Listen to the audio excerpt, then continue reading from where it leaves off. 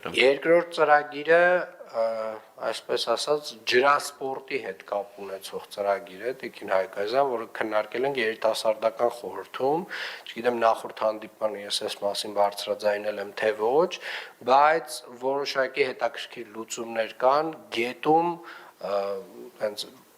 ոչ մեծ միջամտությամբ շատ տենց հետաքրքիր ջրասպորտի համար հնարավորություն ստեղծելու համար, որը ենթադրվում է, որ այս նույն հատվածում պետք է իրականացնենք։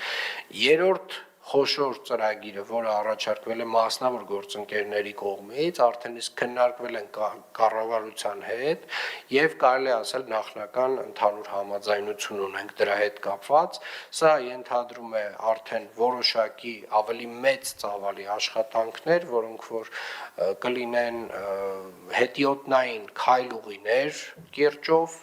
տարբեր հատվածներում, մի հատվածի մասին է կոնկրետ խոսքը եւ տարատեսակ կամուրջներ հետիոտնային եւ այս տեսակ ենթակառուցվածքի ստեղծում, որը նույնպես պետք է ինտեգրվի մեր ընդհանուր կոնցեպտի հետ։ Թունելների հետ կապված եւ մի քանի այլ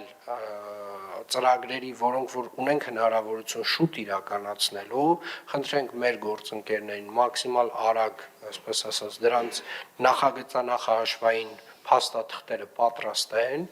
տան, որպեսզի մենք էլ արդեն հասկանանք, որը ինչ ձևով ենք կազմակերպում աշխատանքները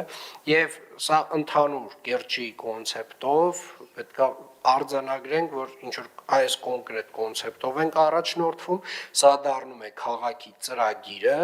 եւ այս քաղաքի ծրագիրը ասես փուլ սկսում ենք իրականացնել եւ կիրճում եւ Երևանյան լճում։ Մինչեւ այն կետը, որ մենք արձանագրենք, որ կիրճում գետի